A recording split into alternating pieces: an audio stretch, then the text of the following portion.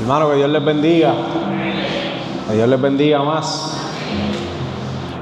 Hoy vamos a estar dándole comienzo a la clase, el tema bíblicamente, que fue lo que empezó nuestra hermana Yasmín el miércoles pasado. Y hoy me toca darle la introducción a los primeros 5 libros de la Biblia. Y esta clase se llama el Pentateuco. ¿Qué es el Pentateuco? El Pentateuco es el nombre que recibe el conjunto de los primeros 5 libros de la Biblia. La palabra proviene del griego, que significa 5 rollos. Pentateuco es una composición de 2 palabras: penta, que viene del 5, penta como pentagrama, 5 partes, y teucos, que significa rollo o libros. De ahí sale la palabra Pentateuco, esa palabra tan rara que a veces se nos hace difícil pronunciar. En la tradición judía, al Pentateuco también se le conoce como la Torá, que significa instrucción, enseñanza o ley. Por eso vas a escuchar a un montón de gente hablándote de la ley. Te van a decir, no, la ley de Moisés. Los primeros 5 libros son la ley. Y no lo corrija, no está mal. También se conoce como ley, es la traducción de la Torá. Es el fundamento de toda la revelación bíblica y la base sobre la que se construye el resto del Antiguo Testamento y Nuevo Testamento. Estos 5 libros son bien importantes. Y tú me vas a decir, Ángel, pero ¿por qué yo tengo que saber estos 5 libros si ya yo no vivo en esa época? Yo vivo en la gracia. Y mucha gente pasan por alto esto y deciden no leer los primeros 5 libros y solo leer del Nuevo Testamento en adelante. Hay muchas personas que rechazan el Viejo Testamento porque piensan que ese Dios que estaba allá en esa época era ni que muy agresivo, que era un Dios condenador, que era un Dios juzgador. No, es que si tú lees Levítico, las cabezas rodaban por el piso. Yo no quiero saber de eso, yo quiero saber de la gracia. Yo quiero saber de Jesús, el que me abrazó, el Cordero manso. Pero déjame decirte que para poder llegar a ese Jesús que te abrazó y que nos redimió a todos, tenemos que entender primero el Pentateuco. Porque todo comienza aquí. Y si todo tiene un principio, quiere decir que ese principio es importante.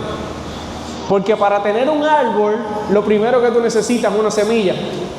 Y aunque parezca pequeño, parece inofensivo, incluso el procedimiento de que crece parece aburrido, pero para ver el resultado grande de los frutos y del árbol y de la sombra, todo empezó por una semilla. Y en la historia de nosotros, bíblicamente hablando, como el tema, todo empezó en el Pentateuco. ¿Quién lo escribió? Miren esa imagen, qué bonita. Creo que pueden adivinar quién lo escribió con ver la imagen. La tradición judía y cristiana ha atribuido la mayor parte del Pentateuco a Moisés. Escuchen como dije, la mayor parte a Moisés. Muchas veces escuchamos personas diciendo, no, eso lo escribió Moisés completo. Entonces, ¿quién escribió la parte donde Moisés muere y hay un sucesor? Muchas veces a mí de niño me enseñaron, no, eso fue Moisés nada más. Entonces, Moisés mismo escribió que él se murió y después tuvo un sucesor. No hace sentido. Así que la mayor parte fue escrita por Moisés. Luego hubieron varias ediciones con el pasar de los años donde personas terminaron los manuscritos.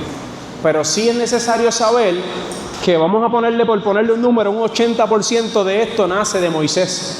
Incluso el mismo Pentateuco relata cuando Moisés escribía puntos importantes de la ley. El mismo Pentateuco es la evidencia suficiente para sustentarle que Moisés es el escritor del Pentateuco. Por ejemplo, Éxodo 24:4 y Deuteronomio 31:9. Esto enseña a Moisés escribiendo parte de la ley. Muchos estudiosos modernos sostienen que el texto llegó a su forma final mediante un proceso editorial posterior, pero otros difieren sobre cómo ocurrió. Pero como nadie estaba ahí, nos dejamos llevar por lo que dice el mismo Pentateuco, y el autor principal es Moisés. Ahora, ¿por qué es tan importante? Vamos a ese punto, porque como te dije, mucha gente me pregunta, Ángel, ¿pero por qué leer el Génesis? Vamos a brincar todo eso, vamos a donde estamos hoy. Vamos a darle para el frente al cassette, porque yo no quiero escuchar toda esa lata, y vamos a donde estamos viviendo hoy, porque ya estamos cerca del final. Pero no, es importante. ¿Por qué? Número 1, porque el Pentateuco presenta a Dios como el creador. Tú no puedes servirle a alguien que tú no conoces. Tú no puedes decir que tú le sirves a Dios y que Dios es el todo de tu vida si tú no conoces a Dios. Y es tan importante que el principio de todo esto que estamos hablando es Génesis 1:1, y ahí describe el todo de lo que es Dios. Cuando yo hablo con un ateo o con una persona agnóstica o con estos que creen mucho en la ciencia y no creen en Dios, que me preguntan, Ángel, ¿cómo tú me explicas cómo existe Dios? Pruébame la existencia de Dios. Sencillo, Génesis 1:1. Todo lo que es Dios se esconde en Génesis 1:1. Y yo te lo voy a desglosar bien sencillamente. Génesis 1:1 dice, en el principio creó Dios los cielos y la tierra. Ahí está todo. Número 1, para que exista un Dios, no puede ser afectado ni por tiempo, ni por espacio, ni por materia. Deja de ser Dios, se convierte en un humano. Son las 3 reglas que nos rigen a nosotros como humanos. Por eso envejecemos, por eso engordamos, ocupamos un espacio y por eso los deterioramos. Porque nos rige el tiempo, el espacio y la materia. Y cuando vamos a Génesis dice, en el principio creó Dios. O sea, cuando dice en el principio ya creó el tiempo. No existía nada antes de Él ni después de Él. Por eso dice, yo soy el principio y soy el fin, el alfa y el omega. Eso dicta de que a Dios no lo rige el tiempo, no envejece, es eterno. O sea que en el principio creó Dios. Luego dice los cielos, ya habla de espacio. Ya ocupó el espacio. Él está fuera del espacio. Él no ocupa espacio, por eso puede estar en todos los lugares a la vez, por eso es omnisciente. Entonces dice, y la tierra, creó la materia, lo que podemos ver, lo que podemos tocar. Por eso a Dios no lo podemos ver ni podemos tocarlo, porque Él no es materia. Él no lo afecta ni el tiempo, ni el espacio, ni la materia. Ahí tenemos un Dios que nadie lo puede tocar, que nadie lo puede ver, que no puede envejecer y que no se puede deteriorar. Ese es el Dios que nosotros le servimos, y ahí le mato el gallo en el saco a cualquier ateo, y el que quiera probarme lo contrario, lo reto que lo haga con las Escrituras. Número 2, es importante porque entendemos cómo se introdujo el pecado en la humanidad. Sin el Pentateuco no supiéramos por qué existe la maldad. Mucha gente dice, ¿por qué si existe un Dios tan bueno, por qué se muere la gente en África? ¿Por qué hubo un terremoto en Venezuela? ¿Por qué pasó el 9/11 en Nueva York y murieron tanta gente? Déjame decirte que hubo una contaminación en la creación de Dios y se llama pecado. Te dice que la caída de Adán y Eva fue como entró el pecado a la humanidad. Pero la creación de Dios no estaba el pecado. En la creación de Dios fuimos creados para ser eternos con Él. Fuimos creados para no envejecer. No teníamos ni que trabajar la tierra sola brotaba el alimento y nosotros podíamos comer. Dios nos hizo a su imagen y semejanza porque quería que pasáramos la eternidad con Él. Lo que pasa es que como nosotros somos tan imperfectos, siempre hemos querido meter la mano y ayudar a Dios en algo. Y tratando de ayudar a Dios, intentamos adquirir un conocimiento que no nos tocaba. Quisimos ser como Dios. Cuando la serpiente en aquel lugar del Edén le dice a Eva, así con que no puedes comer de ese fruto. Y ella dice, no puedo comer porque me muero. Y la serpiente le dice una verdad a medias. No, no te vas a morir, vas a ser como Dios si lo pruebas. Entonces le dijo una verdad, pero a medias. No se iba a morir al momento, eso no fue lo que dijo Dios. Dios dijo que conocerían la muerte. No le dijo te vas a morir hoy, si te comes el fruto vas a caer patas arriba. Eso no fue lo que dijo Dios. Dios dijo conocerán la muerte. Y estaba hablando de que íbamos a tener una fecha de caducidad, íbamos a morir con el tiempo, íbamos a conocer en la muerte porque iba a entrar el pecado en nosotros. Fuimos tentados en el Edén, caímos en la trampa, hoy en día seguimos cayendo y por eso conocemos la muerte. Pero sin el Pentateuco no te hubieras enterado de esto, así que es importante saberlo. Algo importante es que el Pentateuco, la razón número 3 por qué es importante, y esta la traigo en mi camisa hoy, es porque presenta el primer anuncio del Mesías, se encuentra en Génesis. La gente me dice, Ángel, pero es que Jesús no estaba en el Viejo Testamento. Déjame decirte que estaba un montón de veces y hoy yo te lo voy a desglosar aquí. Génesis 3:15. Este diseño que tiene mi camisa es inspirado en Génesis 3:15.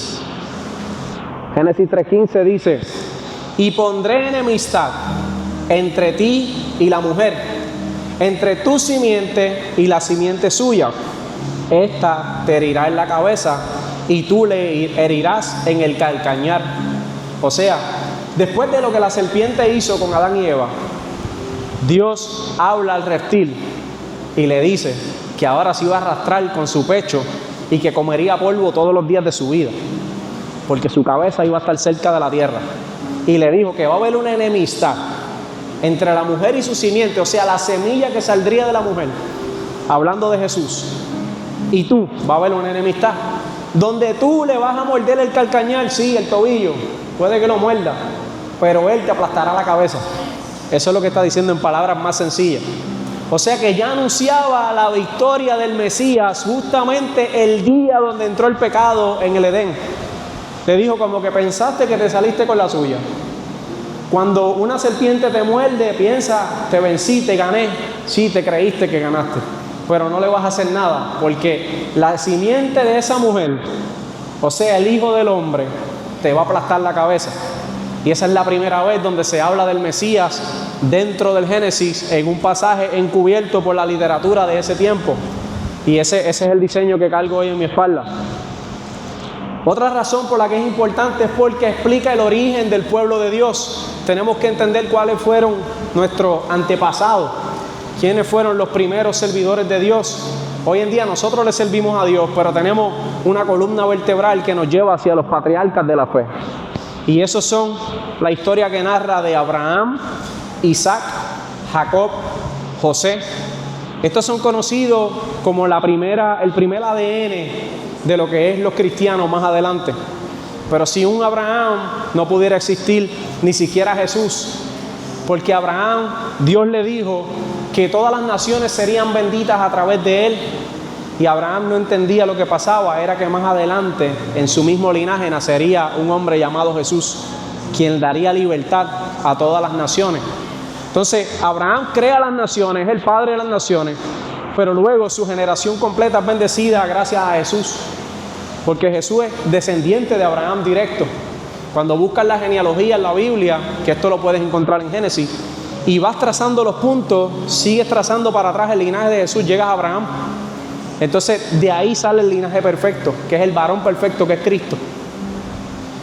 Número 5, es importante porque establece el pacto con Israel. La promesa que hoy nosotros vivimos es gracias a ese pacto perpetuo que hizo Dios con Israel. En Éxodo, Dios hace un pacto con Israel en el monte Sinaí y le entrega a Moisés los 10 mandamientos. Esas reglas que nos rigen hoy, esas reglas que sin ellas el mundo sería un caos y una locura, las puso Dios. No solo inventó el juego, sino que nos puso dentro del juego y nos entregó las reglas del juego. Sin el Pentateuco no pudiéramos entender esto. Y paso número 6, ¿por qué es tan importante? Es porque enseña la santidad de Dios. Levítico muestra cómo un pueblo santo debe acercarse a un Dios que también es santo. Porque es que sin santidad nadie puede ver a Dios. No nos podemos acercar. Su santidad es tanta que si no somos santos no podemos estar cerca de su presencia. Moriríamos. Por eso el gran privilegio de Jesús de poder sentarse a su diestra en todo momento, porque es el único que es 3 veces santo. Para nosotros alcanzar eso, tenemos que vivir una vida plena en Cristo. Tenemos que alcanzar nuestra santidad aquí en la tierra. Y suena que es imposible, suena que es difícil, pero Cristo lo hizo. Lo que pasa es que tenemos que someternos a la voluntad de Él y no vivir como el mundo nos enseña, sino vivir como Cristo nos enseñó. Y Cristo, que es el ejemplo perfecto de nosotros, Él lo pudo hacer. Era hombre igual que tú, igual que yo. Entonces, ¿por qué decimos que es imposible? Es difícil, claro. Nunca Jesús dijo que sería fácil, porque Él dijo que en el mundo tendrían aflicciones, pero que confiaran, porque Él había vencido el mundo. Entonces nos toca a nosotros vencer el mundo. ¿Cómo vences para poder ser santo? Es muriendo a ti, es muriendo a todo lo que te aleja de Dios. El principio de la sabiduría es el temor a Jehová, y el principio del temor a Jehová es alejarte del mal. Eso lo dice la palabra, lo puedes buscar en Proverbios. Entonces, alejándote del mal, empiezas temiendo a Dios, y temiendo a Dios vives en santidad. Número 7, razón número 7, es que contiene más que leyes. Sí, yo entiendo que le llaman la ley, mucha gente le llama la ley, pero contiene mucho más que eso. Aunque muchos lo identifican como que solo hay normas, el Pentateuco incluye más cosas como historia. Puedes conocer la historia de dónde sale este pueblo. No solo creas por creer, busca por qué actuaban así, por qué decían eso, por qué vestían como vestían, por qué comían como comían. Todo tiene una razón, todo tiene una explicación, está en el Pentateuco. Lo que pasa es que cuando leemos la Biblia queremos pensar que esta gente son puertorriqueños y muchas cosas no te van a hacer sentido. Esta gente no son ni de Isabela ni de Llanada, esta gente son de Israel. Esta gente son judíos, tienen unas tradiciones diferentes, culturalmente se comportan diferentes, históricamente tienen una historia diferente. Pasaron por un montón de intervenciones de otras civilizaciones que atacaron, invadieron e impusieron sus costumbres y tradiciones. Pero ¿cómo lo vamos a saber si no leemos el Pentateuco? Ahí conocerás la genealogía de todos ellos. Es bien enfática la Biblia cuando dice y fulano, hijo de fulano, y nieto de fulano, y tataranieto del otro, y a veces nos cansamos de leer y brincamos a la próxima página. No, muchachos, lleva 2 páginas mencionando nombres ahí. Esos nombres son importantes, porque cuando traqueas esos nombres y buscas en la historia, puedes conectar los puntos. De dónde salieron las tribus, por qué hablaban así, por qué se comportaban así. Todos tenían un ADN, ese es el código de ADN de todos los israelitas, está en Génesis. Hay poesía, hay muchos pasajes que son metáforas, que te ayudan a entender muchas cosas importantes de la vida. Hay profecías que hoy en día se siguen cumpliendo desde el Génesis. Miles de años atrás ya estaba profetizado lo que está pasando hoy. En el Pentateuco vas a encontrar esas profecías. Hay pactos, que eso es lo más que me gusta, porque hay unos pactos que dicta la Biblia que son perpetuos, o sea que son para siempre, que hasta que Cristo venga esos pactos se tienen que seguir cumpliendo. Entonces, ¿cómo vas a entender los pactos de Dios si no has leído el Pentateuco? También existen instrucciones para tu vida y cómo adorarle al Señor. El culto que conocemos hoy, esto que tú vienes a hacer los miércoles y vienes a hacer los domingos, no fue porque la pastora se lo inventó, ni Gille Ávila, no fue porque sí.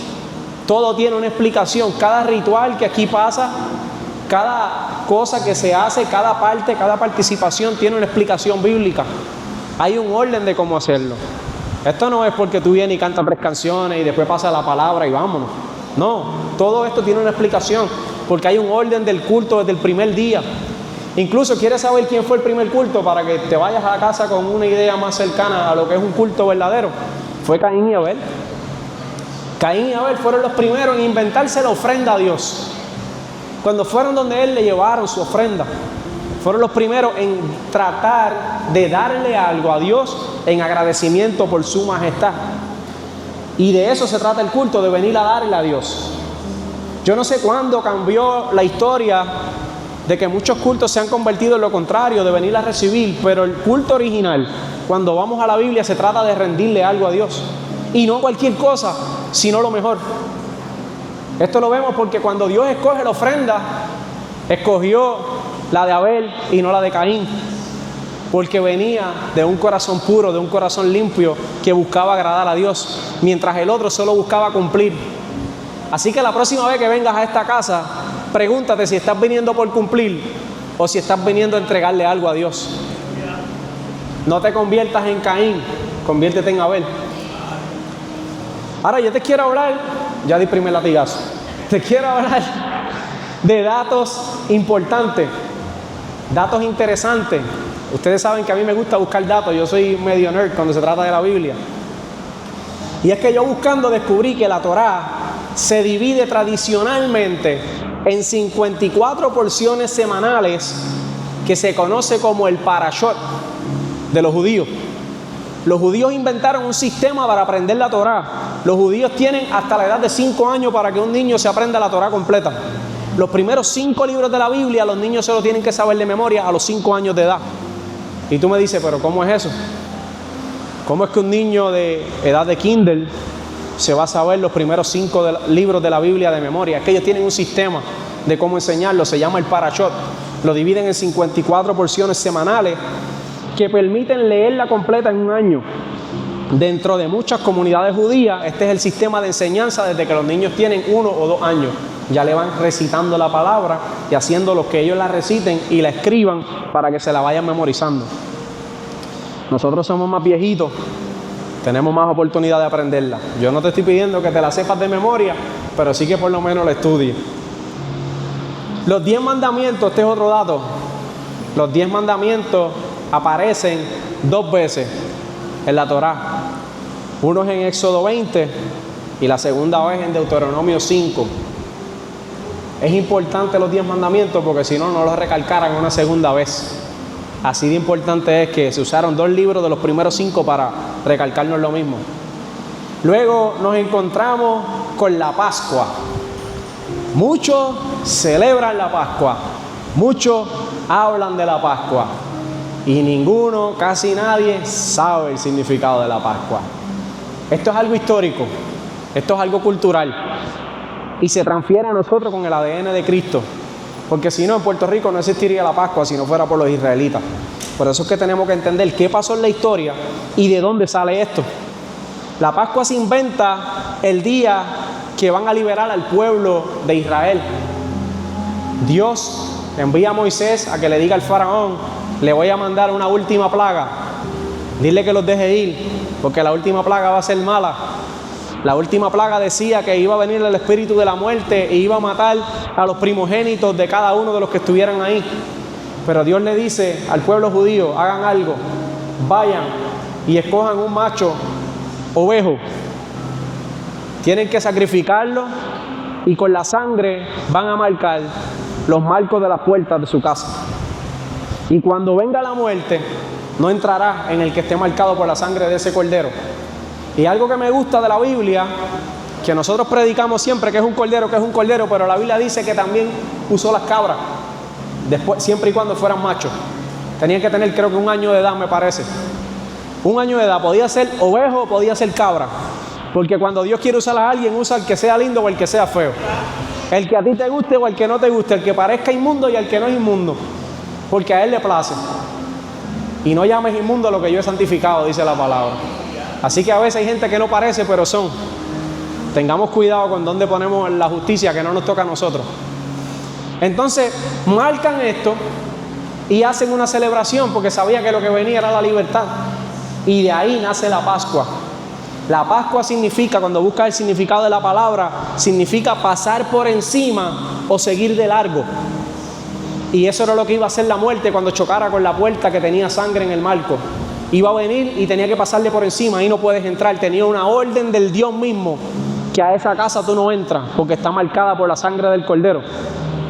¿Te hace sentido con lo que pasa una vez nosotros conocemos a Cristo? ¿Vieron cómo un libro de miles de años conecta con nuestro Salvador? Por eso es importante leerlo, conocer la historia y conocer la cultura, para saber qué celebramos y por qué lo celebramos. El Pentateuco contiene 613 mandamientos, según la tradición rabínica. Aunque no todos aplican a todas las personas, ni en todas las circunstancias. Por ejemplo, algunos de estos mandamientos eran exclusivos solamente para los sacerdotes o para dentro del templo. Estos 613 mandamientos se los puso Dios al pueblo judío por lo que estaba aconteciendo en aquel momento. Quiero hacer la salvedad: no viva siendo esclavo de los 613 mandamientos que le aplicaban al pueblo judío en el contexto histórico de ellos. Usted le aplica lo que dijo Cristo. Usted ni es judío ni vivió en esa época. Entonces tenemos un montón de personas religiosas poniéndole cargas pesadas a la gente en el cuello, dejándose llevar por 613 mandatos de un tiempo cultural que no es el que le pertenece, y haciendo un pueblo esclavo cuando Cristo vino a hacerte libre. Por eso es que dice que te pongas su yugo, que es el yugo liviano. Porque este yugo, lo que Cristo cuando vino a la tierra vio fue un pueblo que cargaba con un yugo pesado que no podía. Un pueblo agotado, un pueblo que quería servirle a Dios, pero tenía tanto mandamiento encima que no era imposible cumplir con aquella ley. Entonces, ¿qué hizo Jesús? Vino, y para romper el sistema, porque Jesús es revolucionario, vino y cumplió con aquellos 613 mandamientos. Y rompió eso. Cuando fue a la cruz y demostró que era posible hacerlo. Pero murió siendo santo para que todos los pecados de toda aquella gente que estaba siendo condenado fueran sobre él y darle libertad de aquella esclavitud en la que vivían. Y entonces ese día se le entregó el yugo liviano a quienes aceptaron a Cristo en su vida. Así que tú y yo no estamos hechos para cargar yugos pesados. Si estamos en Cristo, tenemos que andar livianito, hay que soltar. Ahora, tú me dirás: Ángel, que el Pentateuco tiene un idioma complicado, ¿cómo lo puedo leer para entenderlo? Yo te traje un plan, cómo leerlo correctamente. Una buena forma para que lo entiendas, y es como yo me lo aplico, y sé que Xavier, mi hermano, se lo aplica de la misma manera, es leerlo en 3 niveles. Tienes que leerlo de 3 puntos de vista diferentes. El primero, tienes que leerlo de una forma histórica. Léelo como si fuera un documental de Discovery Channel que te están enseñando historia. Primero léelo así. Fíjate en la cultura, fíjate en las costumbres, las tradiciones, fíjate qué comían, qué celebraban, qué significaba tal símbolo para ellos, por qué actuaban así. Esa es la manera histórica de leerlo. Es una manera informativa de nutrirte cuál es su cultura. Luego, la segunda manera, tienes que leerlo, es una manera teológica. ¿Qué te revela el pasaje acerca de Dios? ¿Qué quiso decir Dios con lo que está escrito en este pasaje? Porque podemos decir: no, hicieron esto. Ok, pero ¿por qué se escribió eso ahí? Sí, lo hicieron culturalmente, pero ¿qué Dios te está tratando de enseñar con lo que ellos hicieron culturalmente? Ahí entra la teología. Ahí tienes que verlo de un punto más espiritual. Y luego, como último y la más importante, es leerlo de un punto de vista cristológico. ¿Cómo esto prepara el camino para comprender la obra de Cristo en nuestras vidas? Porque todo lo que pasó desde el día 1 hasta hoy se trataba de Cristo. Todo Dios lo permitió por Él y para Él. Entonces, si esto iba a preparar el camino del Mesías, busca cómo lo hizo. ¿Dónde está el punto donde tú dices: espérate, por ahí va Jesús? Ah, esto pasó para que Jesús hiciera esto. Entonces vas a empezar a conectar todos esos datos y te va a empezar a hacer sentido la Torá. Lo que pasa es que lo leemos como el papagayo, te lo digo por experiencia. Yo lo hice un montón de veces y lo podía leer 20 veces para atrás y para adelante y nunca entendía nada. Y yo decía: pero es que siguen mencionando nombres y tanta gente ahí, yo no sé quiénes son esa gente. Yo menciono el nombre como si yo los conociera.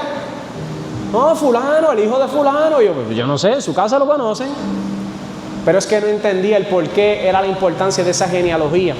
Y es que cuando te sientas con calma, con tu tacita de café o tu vasito de agua, y te concentras y le pides al Espíritu Santo que te guíe a través de las Escrituras, es como si te sumerges en ella y empiezas a ver una película. Y empiezas a imaginarte las cosas. Y hoy en día tenemos la dicha de que tenemos la tecnología, donde hay videos, donde ya hay videos que narran mientras tú vas viendo imágenes, donde te hablan, por ejemplo, el frasco de alabastro y todo el tiempo te lo imaginaste de una forma y cuando lo buscas en el internet aparece otro que no era lo que tú pensabas. Y de momento dices, espérate, todo el tiempo me lo imaginé así.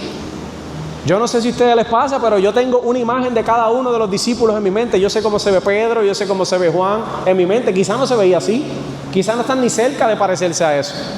Incluso tenemos una imagen de Jesús, que quién sabe si es o no es. Pintan cuadros de Jesús, pero alguno de ustedes lo ha visto. Hay gente que ha tenido la dicha de verlo en sueños, pero yo te aseguro que no era rubio de ojos azules. Si nació en Israel, no puede ser rubio de ojos azules como lo vemos en los cuadros pintados. Tiene que verse quemadito. El pelo tiene que ser oscurito, tiene que tener barba abundante. Entonces, una imagen que yo me he creado en la mente, que discuto con Raiza cada rato, es que yo lo veo y cuando pienso en el color de piel de Osama Bin Laden. Cuando yo veo a Osama Bin Laden, yo sé que es un terrorista, es bastante malo compararlo con Jesús, pero el color de piel, cierra tu ojo, imagina el color de piel de Osama Bin Laden, así debió ser el color de piel de Cristo. Tenía que ser alto, me imagino que quizás flaco, pero fuertecito para cargar aquella cruz.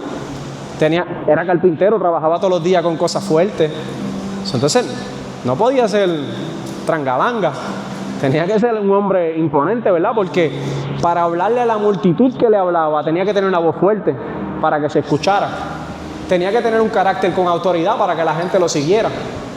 Pero todos estos datos se esconden dentro del Pentateuco cuando empiezas a conocer la historia de esta gente, cómo vivían, cómo eran. Porque déjame decirte algo, que todo lo que Jesús enseñó es lo que está en la Torá. Jesús no tenía el Nuevo Testamento. Eso se escribió 70 años después que Él murió.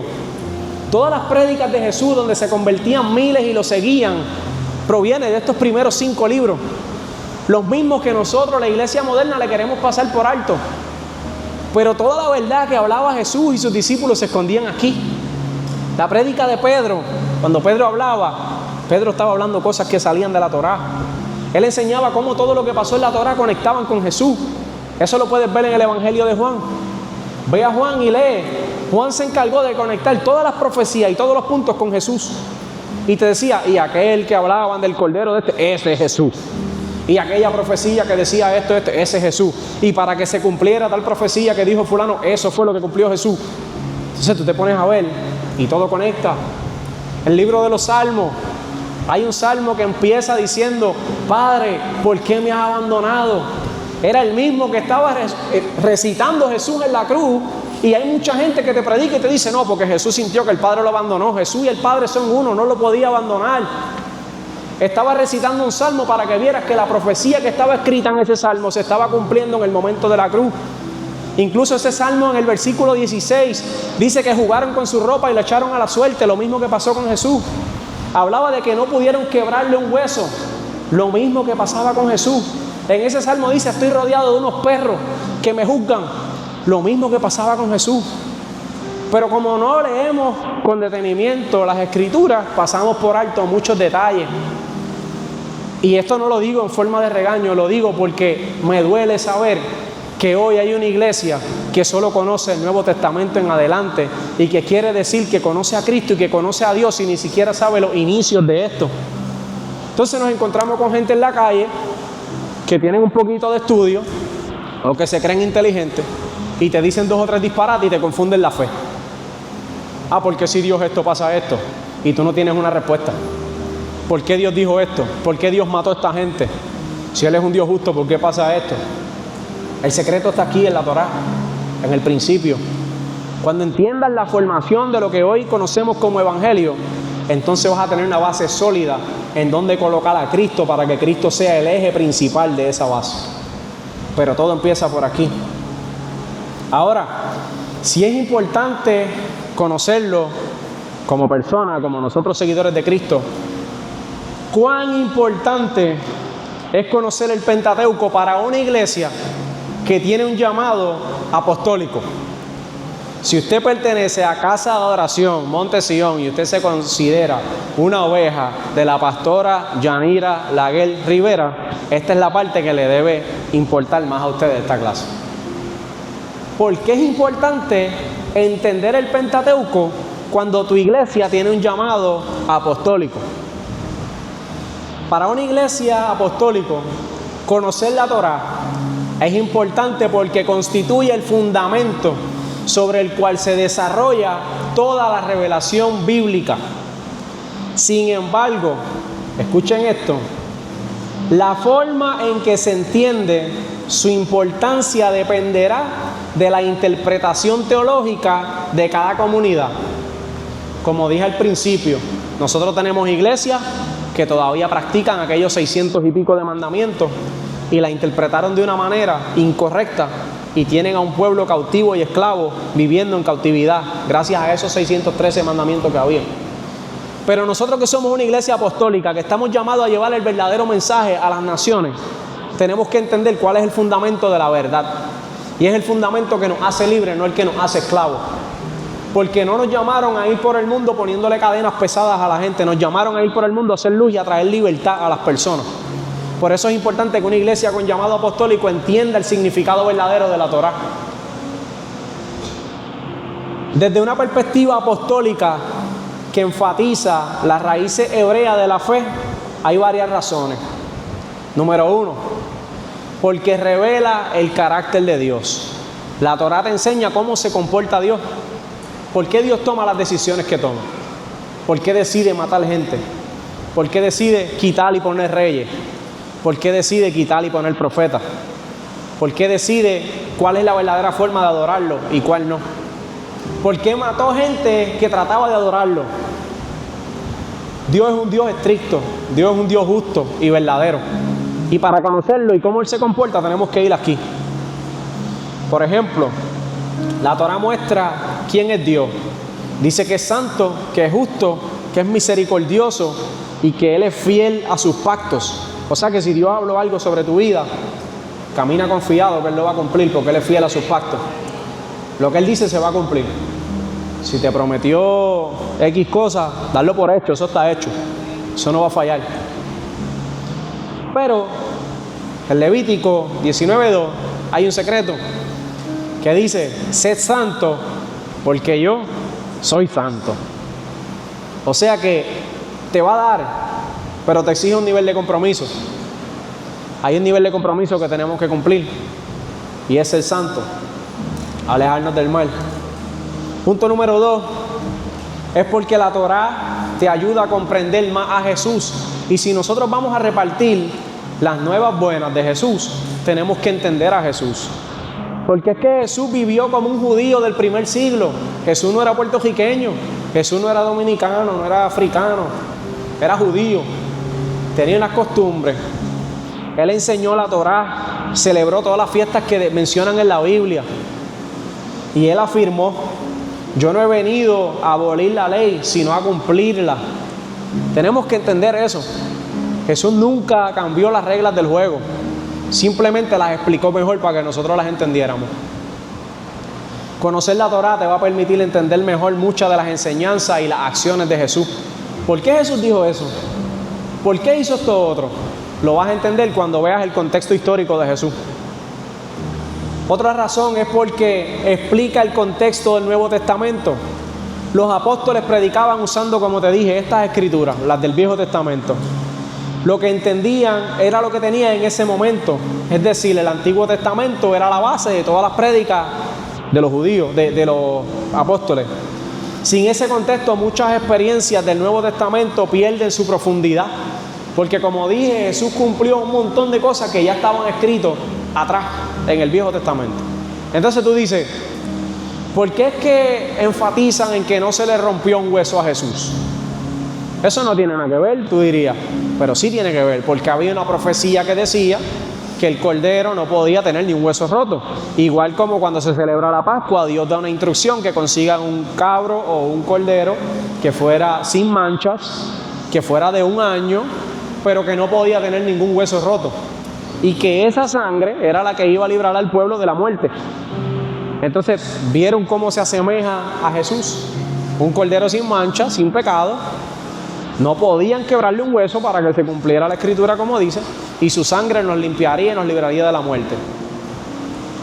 También porque fortalece la interpretación bíblica. Muchas doctrinas que hoy se practican, que proceden del Nuevo Testamento, tienen sus raíces en el Viejo Testamento, en la Torá.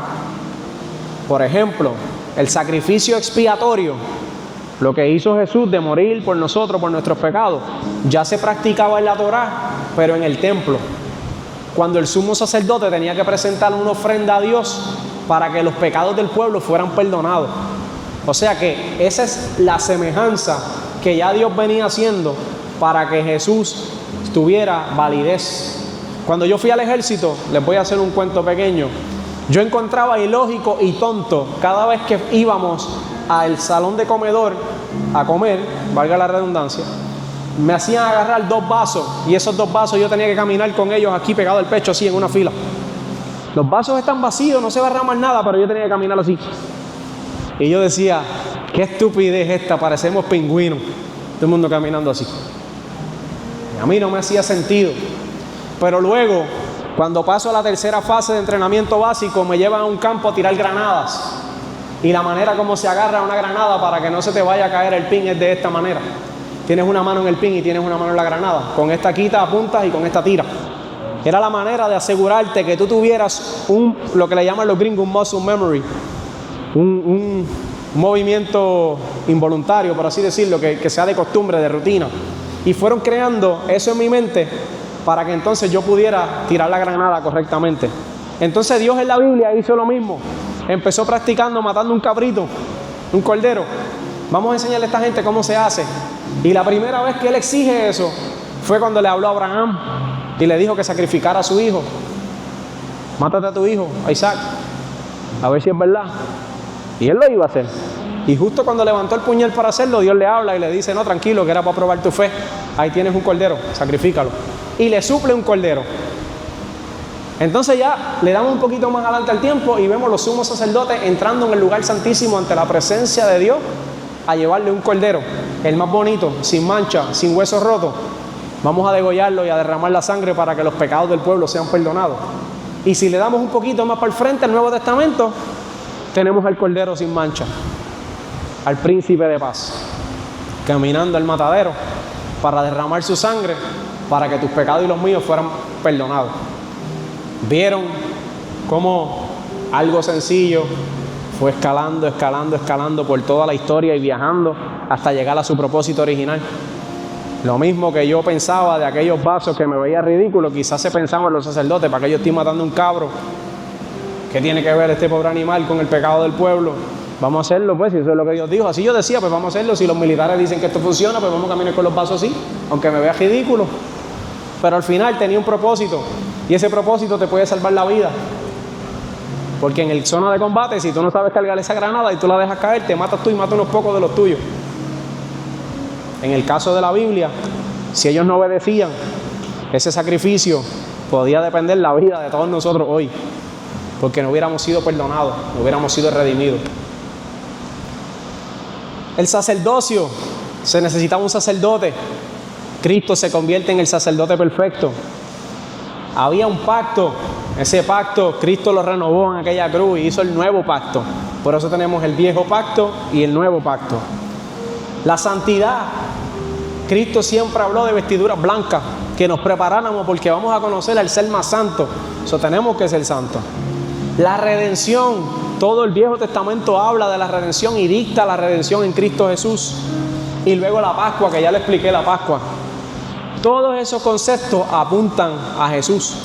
Ya luego voy a profundizar en la próxima clase un poquito más sobre eso. Esto muestra el plan redentor de Dios. La Torá no es solo una colección de leyes, también contiene las promesas y figuran las sombras que se encuentran del cumplimiento de Cristo. También es importante nosotros como iglesia con llamado apostólico entenderlo, porque ayuda a interpretar, ayuda a evitar interpretaciones desconectadas de lo que es el contexto bíblico. Y esto es importante porque hoy en día tenemos profetas, tenemos evangelistas que no han sido formados bíblicamente diciendo profecías que contradicen lo que dice la Biblia. Entonces, tú no puedes ir a otra nación a predicar un mensaje incorrecto, que quizá venga con una buena intención, pero viene súper mal direccionado. Y en vez de llevar a esa gente más cerca de la salvación, lo estás llevando más cerca de la confusión. Porque tú le vas a decir algo que suene bonito y cuando ellos vayan a la Escritura y choquen con la verdad, van a decir, esto no tiene nada que ver con lo que me dijo aquel. Y hay palabras que suenan lindas, pero no son bíblicas. Entonces, para evitar eso, una iglesia con un llamado apostólico como nosotros, tenemos que leer Biblia, baby, como dice la pastora. Y estas clases se inventaron, se pusieron aquí con la intención de que usted no me deje el trabajo ni a mí, ni a la pastora, ni a Yasmín, ni a la pastora Dailín, sino que salga, vaya a su casa y lea Biblia de verdad. Incluso la clase pasada la pastora le dijo, lean un poquito de esos primeros libros porque Ángel va a introducirlo. Yo espero que hayan hecho esa asignación, porque si a mí me da con hacer un quiz y apuntar a la gente y preguntar, se supone que ustedes sepan la respuesta. Embuste, no les puedo hacer eso, yo los quiero. Que me gusta, la gente sincera. Mira, hay un equilibrio importante cuando leemos la Torá. Para la mayoría de las tradiciones cristianas, incluida una buena parte del movimiento que es apostólico, que es a lo que estamos llamados, conocer la Torá, y escuchen esto y grábeselo, no significa que los creyentes están obligados a guardar todos los mandamientos civiles que están en ella, ni ceremoniales ni rituales, como un requisito para ser salvo. Lo voy a decir de nuevo, lo marqué hasta en rojo. Mira, lo tengo en rojo en la tablet. No es chiste. Esto es bien importante. No significa que los creyentes están obligados a guardar todos los mandamientos civiles, ceremoniales o rituales como un requisito para la salvación. Yo no quiero ver a nadie de esta casa predicándole a alguien en la calle diciéndole que tiene que circuncidarse para ser salvo. Eso era ya, en aquella gente, en los primeros. En esa época había un mandamiento de eso. ¿A nosotros nos aplica? No. Yo no soy judío ni nací en esa época. Así que nos transportamos cuando vamos a predicar a el hoy, que es la gracia de Cristo Jesús. El Nuevo Testamento enseña que la salvación es por la gracia de Dios mediante la fe, no por las obras de la ley. Porque, por ejemplo, están las cartas de Pablo para eso. Y Pablo enfatizó en eso. Pablo peleó contra mucha gente para que, hey, ya eso no es, ahora es lo nuevo, que es Cristo. Al mismo tiempo, la Torá sigue siendo bien importante, no es que la vamos a descartar, por eso que acabo de decir. Sigue siendo importante porque nos enseña los principios eternos de justicia y santidad de Dios. Sin eso no podemos conocer a Dios, esa es la base de Dios. Nos revela el carácter de Dios, qué Dios le molesta, qué aborrece, por qué se molestó, por qué tomó juicio, por qué sacó la ira, por qué decidió, óyeme, y esto es un tema que hablé con Xavi, por qué decidió perdonar, eso es gracia también. Siempre hablamos de la gracia de Cristo. No, la gracia empezó desde la cruz para acá. No, había gracia en el Antiguo Testamento. ¿Cómo decidió perdonar una ciudad entera como Nínive? Idólatra, adorando a otros dioses, y aún así decide sacar a Jonás y decirle, no, vas allí y le predica. Y si ellos se arrepienten, yo con misericordia los perdono. Eso es gracia. Eso es gracia. La gracia estaba, Jesús estaba, el Espíritu Santo estaba desde el día 1. Por eso en Génesis 2 dice, y la tierra estaba desordenada y vacía, pero el Espíritu de Dios se movía por la faz de las aguas. O sea que el Espíritu Santo, Cristo y el Padre siempre han sido uno, desde la eternidad, desde el principio de la eternidad. Así que vamos a predicar como es. Vamos a llevar el mensaje que es. Somos una iglesia apostólica. Tú que estás ahí sentado vas a ser el próximo que vas a llevarle el mensaje a alguien. Quizás te estás viendo hoy aquí sentado, quizás mañana puedes estar en otro continente hablando de esto mismo que yo te estoy enseñando hoy. Así que toma nota y no solo las tome, léela y estúdiala. Vaya a su casa, póngalo en práctica. Dios tiene planes con esta casa. La pregunta es, ¿tú lo crees? La pregunta es, ¿tú crees que estas clases son porque sí? Porque Dios le plació traer esto. No, Dios está preparando un pueblo que va a ir a llevar la palabra, aunque tú no creas en el llamado. Quizás tú dices, yo no me sé nada de la Biblia. Con lo que sabe Dios te usa. Hablaba con Coqui el otro día. Lo único que tienes que saber es lo que tú sabes. ¿Qué Dios hizo contigo? No, pues vamos a suponer, yo lo único que sé es que Dios me rescató, me limpió mis pecados y por su sangre yo fui perdonado y hoy soy hijo de Dios por eso. Ya, predica de eso. Eso es lo que Dios mandó a predicar. Predicar el Evangelio, ese es el Evangelio. Que Cristo vino, bajó a la tierra siendo hombre, se crucificó, perdonó nuestros pecados, nos limpió con la sangre. Hoy en día somos dignos de un reino y vamos a ir con Dios a través de Cristo. Ese es el Evangelio. Si tú sabes eso y te sabes Juan 3:16, de tal manera amó Dios al mundo que ha dado a su Hijo unigénito para que todo el que en él crea se salve y tenga vida eterna, ya eres un predicador. Bienvenido al reino. Eso es lo que necesitas. Si no, pregúntale a Nicole en las clases de gimnasio. No tienes que ser un teólogo. Se requiere un corazón valiente que diga, con lo que sé voy a hacer algo. Dios en todo el Pentateuco, con cosas bien simples, hizo cosas bien grandes. Si no, pregúntale a Moisés cuando trató de orar teniendo la vara en las manos. ¿Me entiendes? Eso tenemos que creerlo, tenemos que ponerlo en acción. En ese sentido, una iglesia apostólica puede estudiar la Torá no para buscar justificar nada. A veces queremos usar la Torá como un filtro de quién es más santo, quién es más limpio, quién peca más, quién peca menos. Eso no te toca a ti, eso le toca al Padre. Por medio de esa ley queremos filtrar ciertos pecados, pero hay algunos que no te aplican a ti. Entonces, queremos hablar de ser santo, de una forma de actuar, una forma de hacer cosas, pero para otras no aplica. Queremos hablar de la manera de vestir muchas veces, pero no se habla de la gula. Queremos hablar de pecados que son abominación para Dios para algunas cosas, pero seguimos con el chisme y con la murmuración. Cuando desde el principio, por murmuración, Dios se molestaba con el pueblo de Israel. Porque los sacó de los egipcios, los lleva al desierto y estando en el desierto desearon estar de vuelta para atrás en los egipcios. Querían ir para Egipto murmurando en contra de lo que Dios hacía.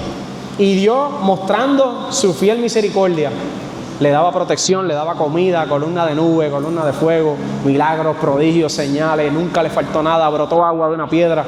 Y ellos pensando en que querían volver para atrás.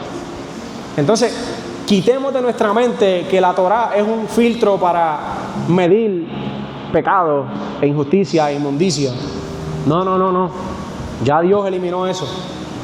Hoy tenemos a Cristo Jesús. Él se encarga de juzgar. No te toca a ti ni hablar de nadie, ni tratar de medir los pecados de nadie, ni poner una balanza, porque tú no eres Dios, ni yo tampoco. Segunda de Timoteo 3:16 dice: toda la escritura es inspirada por Dios y útil para enseñar, redarguir, corregir e instruir en justicia. Mira cómo termina: instruir en justicia. No es trabajo suyo dictar justicia sobre algo. Sí es trabajo suyo instruir justamente con lo que escrito está. Entonces, podemos usar las escrituras completas para predicar, para reforzar, para edificar, pero jamás y nunca para latigar, para tratar de justificar acciones. No. Lo que está escrito, eso no lo cambia nadie. Pero esto no es una arma para que tú la uses contra tu propio hermano. Se dice que la espada del Espíritu es para guerrear contra lo que nosotros guerreamos. Es contra principados, potestades, gobernantes de las regiones celestes, huestes de maldad. No dice que es contra el hermano. Entonces, hubo un momento en la historia, no sé cuándo, donde todos los cristianos sacamos la espada y nos apuntamos unos a otros con ella. Cuando la espada no se hizo para matar a tu hermano ni juzgar a tu hermano. Apunta para el frente, no apunte para el lado. Estás matando tu propio cuerpo. ¿Dónde está la unión? Ahora, déjame decirle que esa es mi introducción, que ahora va a empezar la clase, aunque se acabó.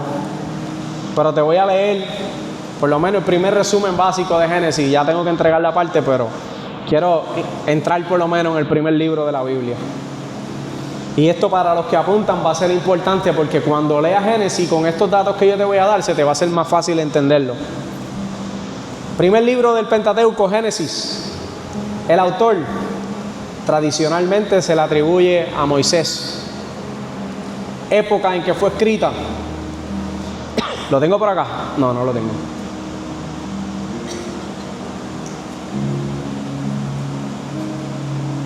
Entre los siglos... Espérate, me perdí.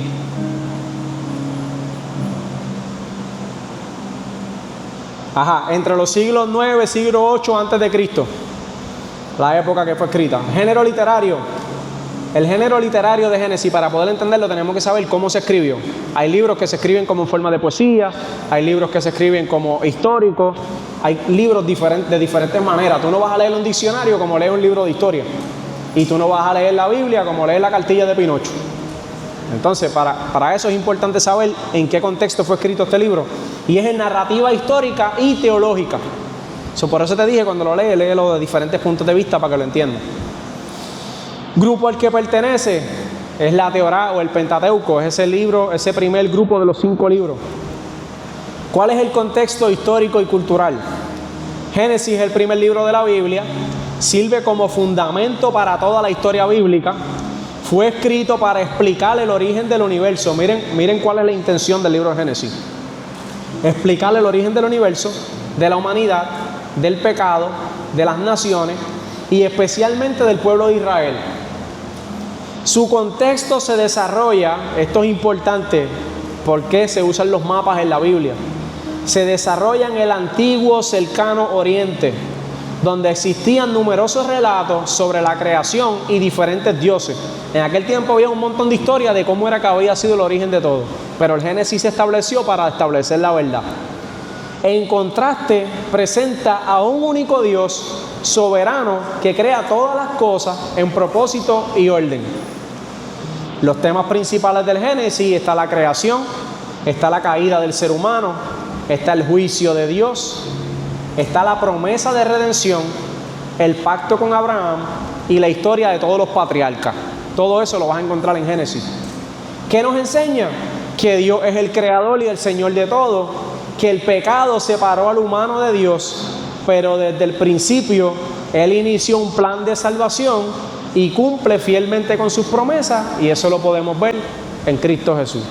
Hasta aquí mi parte, en la próxima clase seguimos. Dios les bendiga.